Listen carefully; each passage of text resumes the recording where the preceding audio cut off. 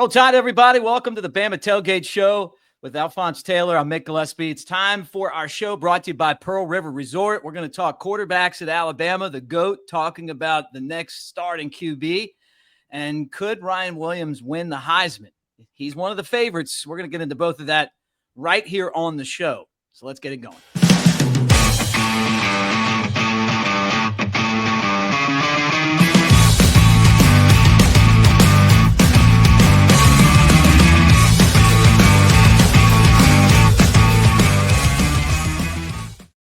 All right, there he is, Shank, part of not one but two Bama national championship teams. I'm Mick Gillespie. Great to have you guys on the show today.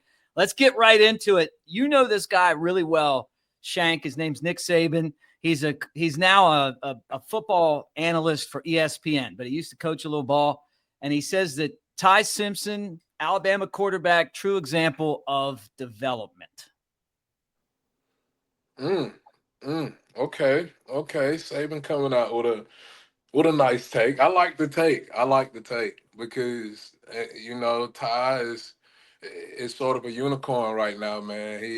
He sat down and waited his turn, and he got to sit behind some really good guys, and it's sort of along the same lines as that Mac Jones situation, right? He had to sit back and wait his turn, and I think it was the right choice, man. I'm happy he decided to stay, because we got our OC in now. We got our boy Grubb in. And I think he'll flourish in that system. Watching Michael Penix at Washington in that system, man, airing the ball out.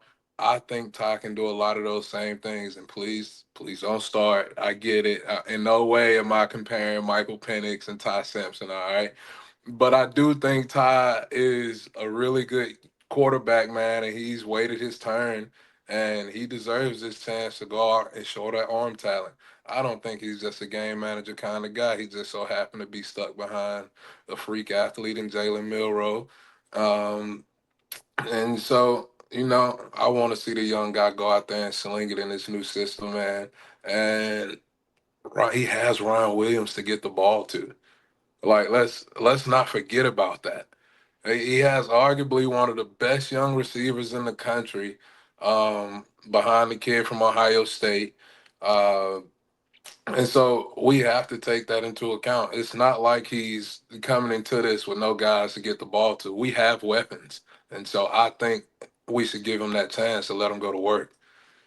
It's going to be exciting. When you were playing, you were around some good ones, Amari Cooper, Calvin Ridley. What's it like when you're on the offensive line and you see these guys just do crazy shit out there, like make a great catch and juke somebody or just, some of the plays that between those two guys, especially for me, Coop, that guy was amazing out on the football field. But you on the offensive line, are you standing on the sideline?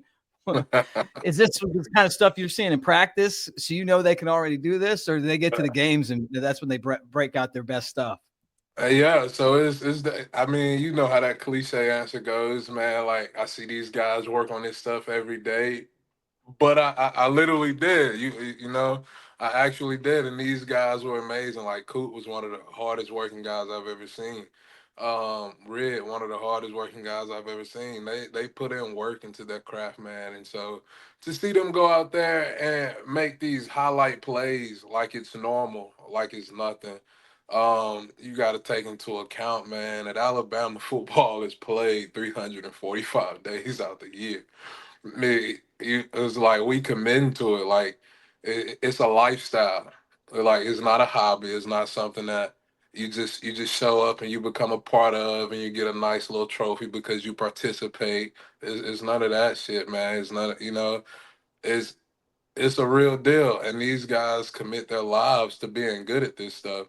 And so when you see them go out there and execute on the highest level possible in the SEC, you're not surprised by that, man. And then you got to look at the other side of the ball, the guys they're going against at practice every day, right? Um, and so are we really surprised that we got receivers that are able to go out there and make plays at any given moment? Um, but honestly, dog, in game, I could care less what they had going on out there. I was in the trenches bumping around with 300 pounders, man. You know what I'm saying? And so I'm focused. And by the time I realize what's going on, they 10, 15 yards downfield, and I'm just trying to get a forward lean and get some momentum going because I know I got a long ass jog down the field. It's probably tough to get off the ground when you're in those trenches like that. And man, honestly, that adrenaline gets a hold to you, man, and you get excited about the smaller shit. Like they used to get on me a lot because I just used to be excited. Like if it's fucking 3rd and 2 and we get them 2 yards and get a first down, I'm fucking beating my chest, man. I'm up, I'm yelling, Yeah, like I'm the most turned person on the field. You know what I'm saying? Just because I feel like the type of offense we played and the style we played, we earned everything we got, yeah, right? right. Like we were a ground and pound, smash mouth, or run first team, and so you know what I'm saying. When we were able to convert and do what we wanted to do, I was fired up, man, Yeah, and I want to see more of that. I want to see yeah, more of right, that right. stuff, man. Just getting pissed off and playing your style of play no matter who shows up. It's just Oh like yeah, it felt so damn good. Like we had Lane Kiffin, but it didn't matter because we just like, all right, we're gonna run this motherfucker 40 times a game. Ain't shit you can do about it. We're gonna run it right. at your face. It's just Yeah, like what you gonna do? All right, you try to hit Derrick Low, boom, you're out, concussion. This is a fact, by the way. This happened, by the way, guys. Wisconsin game. It, it's like first play of the game, like Derrick Henry runs up the middle, the safety comes down, try to meet him in the hole, hits him low. I think that was the last play of the game for him. Like that's the type of stuff that happened with us, man. And God, all Coker right. talked about you guys being in the huddle, and one of Wisconsin's players just walked in the huddle with you guys. He just didn't know where he was. And yeah, man, it was that safety, man. He tried to hit Derrick, and the fucking Derrick is just built like a 6'4" brick house. You know what I'm saying? Like people see those little legs, and they think that's a weak point. And nah, it's just like fucking a major league hitter just swinging around a baseball bat. You go jump in front of it. You know what I'm saying? Just like that's the type of Mhm. power and force them legs are moving. And and so we get in the huddle, and you just look, and Buddy just kind of standing there, and just looking lost. You just like, what is up with this guy? You trying to get the ref's attention. We looking at the ref looking at us, we looking at him. And then they realize what's going on, and they like call the trainers out on the field from the sideline, man. And that was a fun way to start our first game of the year, without a doubt. Yeah, yeah. Yep, play them in Tuscaloosa again this year, and that'll be the second game, the first home game. That'll be one to go to. Really good helmet game, and it's cool that you get the home and home. We went to Madison last year. They come to Tuscaloosa. And talking about Derrick Henry, did you see where he got a 2-year contract extension with Baltimore, the Ravens? 2 years, $30 million, and he's like, for a 30-year-old, that's the biggest contract that they've ever given out. But 30 or not, I mean, he has kept himself in perfect working order. Hey man, running backs matter. Run, running backs Yeah, matter. Like in the time where they just try to act like any running back can go out here and do this. Like, all right, cool. Any running back may be able to go out and give you a year of good numbers. Now, show me that same running back do it consistently for this amount of time, be yeah, available the way he's been available, put up the numbers that he's put up consistently. It's just like you're not seeing it. And if you are, you got guys like Saquon Barkley, and that type of production is literally winning Super Bowls. And so, yeah, come on, man, we got to put some stock back into the running back position. I'm happy my boy got that check. He deserves it, because he can literally put a whole team on his back at any given moment. And yeah, you're like, come on, man. And to still be one of the best in the league at this age and have been in so long now is just it's immaculate. It's immaculate. And I it is. just It I just really is. think about all the running backs we've had come through the NFL, dog. You know what I'm saying? I remember when Lacey was in the NFL. Of course, we got Ingram. I said Lacey just because I seen a highlight of him from his Pro Bowl season from like 2013 pop up today, and I'm just like, Yeah. God damn, Eddie was good. He's just Yeah. like Right. he just a 260 tank running a 4.5, 4.6, and just Yeah. getting downhill, just the sweetest feet you could find. Yeah. Like a ballet dancer. I saw one of them. He runs into the line and spins out, you know, and then just busts it to the corner of the end zone. He might have ran over somebody on the way there. Man, absolutely ridiculous to be that nimble at that size, dog. Is it's crazy. And I don't know, man. I just hate that they act like bro had a weight problem. He was just a bigger back. And Right. he just always the bigger setback. Like I think he could have stayed in the league and just been more of a power back. You know what I'm saying? Yeah. Like Right. Jerome Bettis did it. We watched him do it for long. You had your Mike Allstars. Why he could have been along those same lines, but people get caught up and try to stick people in boxes, man, and just get stuck in certain trends. And so I still, Hopefully, Jam Miller can kind of slide in and be one of those guys at the end of the year. Like who do you think he reminds you of? I mean, his ability to catch the ball. TJ could catch the ball. hey, man, I Drake like Drake could Jam. catch the ball too. Jam is a little Josh Jacobs type to me, though, if you ask me. Yeah. 'Cause he runs Mhm. hard, man. He runs hard. He gets north and south. And when he puts his pads down, people feel him. You know what I'm saying? And so I see a little Josh Jacobs there. But I'm definitely giving Josh the edge on just the violent physicality of the runs, though. I can't lie there. It's just like I always think about Josh and like that game against Oklahoma when he just ran through Buddy's face. It was like he didn't he invited the contact and proceeded to run through his face. Now, now I'm just like, God damn, man. It's just like we can't. It's like, mind you, they play the same sport, just at different levels. When you're coming back to the huddle and you see like Derrick Henry do that to somebody, or one of these other guys you played with, what do you like? Do you say anything about it, or is it when you go back and watch the video the next it's, day that you're like, you guys all watch it and really get into it? it's usually when you go back and watch the film, man. Like you'll see it on field, or somebody will, like bring it to your attention on sideline. Like, did you see that? Man, a lot of the times you missed it, but when you see it on film and you see the highlights on ESPN after the game and stuff, man, you just like Jesus. You just like that's who we play with. That's who I play with. That's the type of stuff he goes out there and does. And just like I think my favorite Derrick Henry stiff arm is against Michigan State, where he literally stiff arms a guy and the guy's trying to tackle him and he like does a little flip and and lands on his back. And I'm just like, that's a fucking DN. He just made flip with a stiff arm. You know what I'm saying? It's just like, and that's the type of stuff that he made normal. It's just like when he decided to bounce the ball, like to have the type of speed to get to the edge, by the way. And once he's to the edge, you think you got him contained, and then he just stiff arms you to hell. And he's just like, what can you do with that? What can you do Uh-uh. with that, man? I was in Jacksonville one time watching the Titans play the Jaguars on a TV at one of the bars, and they didn't want to tackle him.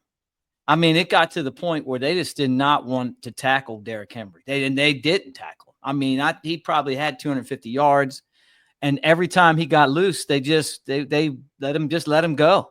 A couple of stiff arms later, some injuries. It's like, yeah, I'm gonna give that effort, but I'm not really trying to do anything. Because what can you do, bro? Bro was an overly athletic tight end playing running back. He just like he was big as hell, strong as hell, fast as hell, and had enough shiftiness to get to anywhere he wanted to get. It's just like there's nothing you can do about that, man. And once he picks up speed, good luck. It's Yeah, just good luck. And just to think that people thought it was gonna end at college, and he's in the NFL doing that till this day. It's simply crazy. It's simply Yeah. crazy. But that's a testament to his work ethic, man, and Yeah. Right. how serious he takes it, and how serious he's taken it for so long. And so, shout outs to him for sure. Yeah. Shout outs to him, man. Congratulations, guys. Thank you for hanging out with us. Show's brought to you by Pearl River Resort over in Philadelphia, Mississippi. Take advantage of this great weather and their amazing golf course called Dancing Rabbit. Two amazing courses, the Azaleas and the Oaks, multi-million-dollar facility. It's the Augusta that you can play. You don't have to have a membership, and it's easy to get to. Hour and a half from Tuscaloosa, 2 hours and change from Birmingham, right there next to Silver Star and Golden Moon casinos. You know, Silver Star is got all the great slots and table games. Same thing with Golden Moon. Golden Moon has the sports book. There's a spa if you want to go out and relax, or maybe you bring the family and the wife goes over there while you're golfing. And also the water park, which is called Geyser Falls. It's really fantastic, especially in the hot weather. But we appreciate them for hanging with us here. Ryan Williams on the our buddy Chris Lowe's top 10 ESPN early Heisman contenders. He's number 10 right now. Alabama wide receiver Ryan Williams. That's pretty cool. You know, I mean, look, this always seems to be a quarterback award, but I love the fact that he's getting consideration. Hey, man, and he deserves it. He deserves it, and I think so because you know the Heisman has always been, I think, a 2-year award. Um, you know, because people make a big fuss about guys that ball out and don't get in off of 1 year of production. But most of the time, the guys that's on the watch list have been balling consistently for at least 2 years now. And so for him to already be getting looks at number 10 on that Heisman list, I think that's a good look to him. But I'm a little iffy on it just because there's so many changing variables at Bama right now. Um, not only is this second, not only is this his second year, has a new OC, has a new quarterback, and I don't even think you would consider Ty a new quarterback for him, right? They Yeah. got practice reps, you know what I'm saying? But new OC, things will be a little different. Um, and then you got to think about that sophomore slump that naturally happens. And so, do I think he's one of the better young wide receivers in college football right now? Absolutely, I absolutely do. And but Heisman contention just yet, I'm not too sure. I'll have to see a whole year of production first before I jump on that Heisman bandwagon right now. But I do think he has the talent and ability to do so. And after this year, I think he'll be a top 5 contender for Heisman if he has the type of year that I think he can have. Good point. Because we've seen a lot of it early on last year. And then as you know how it goes as the film accumulates, defenses adjust, coaches adjust, they play you a little different. And we seen a little drop off on the back half of the year. And maybe some improved quarterback play will help his case here. You know what I'm saying? But as of right now, I think it's super cool that he's up there, but I think he's about one more year away from really being seriously a Heisman contender. Yeah. Yeah. But you make a great point, too. This is the year. Last year was great, right? But he didn't have 1,000 yards. He got the touchdown taken away by the awful officials, which would have been a highlight reel touchdown and basically won the game for Oklahoma because Bama could have came back up until that point. You'd give them that touchdown. They're down 10. They stop them, get a touchdown. I mean, Alabama's came back from games like that, but the officials gave it to Oklahoma with that awful call, and it cost him. He has a good year this year, and then next year he's stepping out as one of the guys that is a true finalist for this award. I mean, being a wide receiver, only one true wide receiver ever won it, and that was Smitty. Right. And and it's tough to do it, man. And he had the best season, and it was because of an injury. If Waddle got hurt, I don't think he'd have got the balls to win it. You know what I'm saying? They just wouldn't have thrown it to him as much. Right. Right. And so That means, man, at the end of the day, when we're talking Ryan Williams for Heisman, we're talking him possibly being the best wide receiver to ever play college football. Like, that's what it's going to have to take when you look back on the receivers that have won the Heisman. And like I said, I think he has the talent and tools to do it, man. We've seen a lot of flash from him his freshman year, and I'm looking forward to see what we get from him this year in this new system under Grubb and with Ty at the helms. Yeah, it's pretty exciting. It is always great to talk to you, Shank, and I want to tell everyone to like and subscribe, get in the comment section, give us some comments. We'll keep talking Alabama football throughout the offseason and get you right up to when the things start to get cranked up again in Tuscaloosa. Show is presented by a couple of great sponsors, newlifeart.com. Use that promo code Bama Tailgate. They are currently efforting. So the next time that I go by their studios, Shank, I'm picking you up a picture. So I don't know which one that is yet. It's like this, but it'll be good no matter what. I'm just telling you, you got one coming. And we talked about it yesterday. So I think you'll have it in the next week or two. But that's New Life Art up in Hoover. But they Daniel Moore, 20% off. We use that promo code Bama Tailgate. Put it at the beginning. Where'd you hear about it? Bama Tailgate. Check out Bama Tailgate. And then Pearl River. Talked about them already. Brought to you by Pearl River Resort over in Philadelphia, Mississippi. The Azaleas, the Oaks, 2 amazing golf courses at Dancing Rabbit. You don't need a membership. It's the Augusta you can play. It's that time of year where people like Jake Coker that love to play golf are out there constantly playing in all these scrambles, as he calls them. And you guys know about scrambles too, but you can swing over there, have a great weekend with the spa, the water park, table games and slots. You got the sports book, and it's an hour and a half from Tuscaloosa, 2 and change from Birmingham, and really not far from anywhere in our area for most of us that are, Alabama, Mississippi, Tennessee.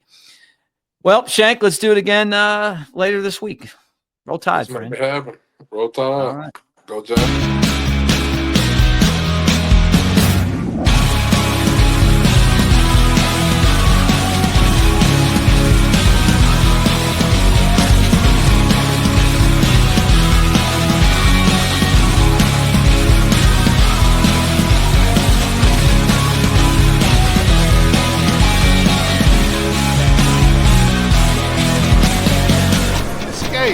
To Pearl River Resort.